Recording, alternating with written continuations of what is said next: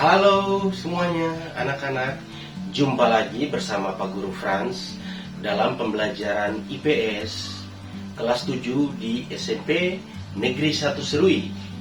Kali ini kita akan membahas tentang manusia, tempat, dan lingkungan, yang mana pembahasan ini pada bab 1 pembelajaran IPS semester 1.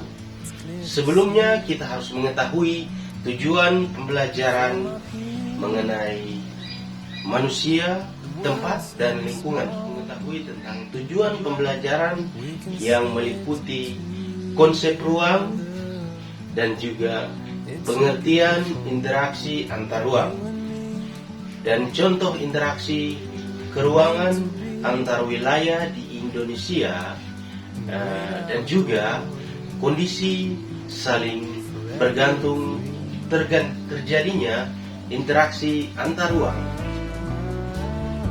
Ayo anak-anak, kita simak baik apa sih pengertian konsep ruang tersebut.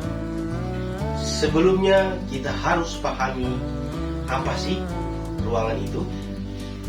Ruang adalah tempat di permukaan bumi, baik secara keseluruhan maupun hanya sebagian yang digunakan oleh makhluk hidup untuk tinggal, yang pada umumnya adalah tempat tinggal manusia di suatu ruang tertentu. Kita lihat konsep ruang itu, di dalamnya ada manusia, ada hewan, ada tumbuh-tumbuhan. Semuanya ini ada di dalam kesatuan yang saling melengkapi satu sama lain dan saling berinteraksi. Begitu juga manusia yang adalah makhluk sosial yang hidupnya melengkapi satu sama lain untuk pemenuhan kebutuhan hidupnya. Contohnya seperti apa anak-anak?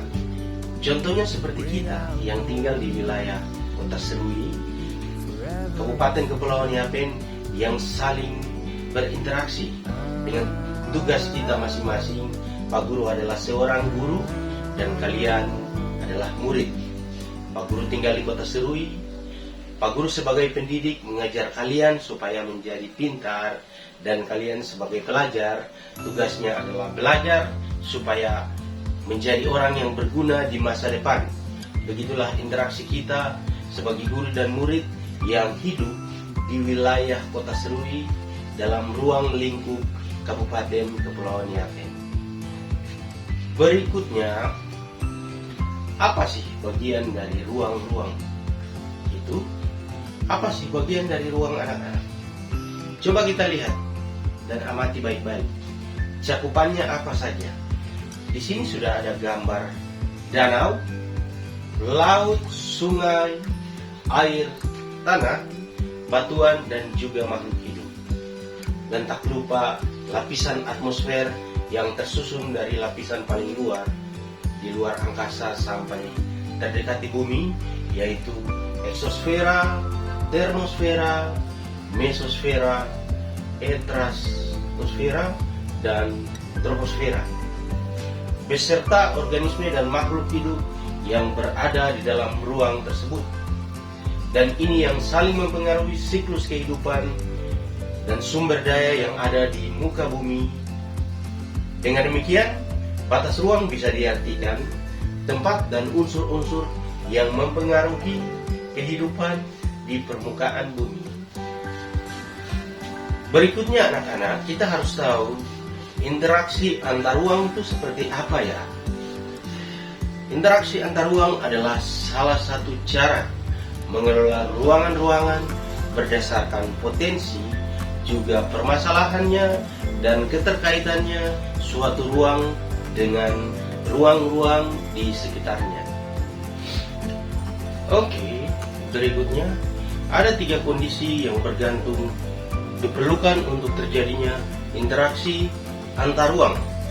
Yang pertama yaitu saling melengkapi, atau dengan istilah asing complementary atau regional complementary.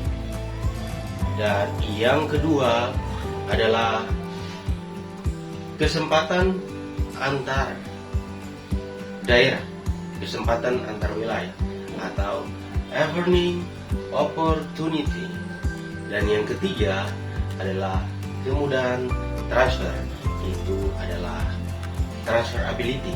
Tiga hal ini sangat penting dan bergantung untuk terjadinya interaksi antar ruang yang sangat kondusif dan sangat efisien. Oke, berikutnya, seperti apa sih saling melengkapi antar wilayah dengan sumber daya alam yang berbeda? Pak Guru kasih contoh di wilayah Kabupaten Kepulauan Yapen, di Kampung Menawi atau Kampung Ambai, masyarakat nelayan dan mereka mempunyai banyak ikan. Hasil keseharian adalah nelayan mempunyai banyak ikan. Dan juga Kampung Ambai Diru yang mayoritasnya adalah petani dan banyak sayur-sayuran di sana.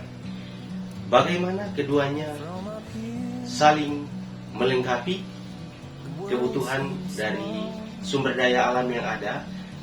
Mereka harus bertukar.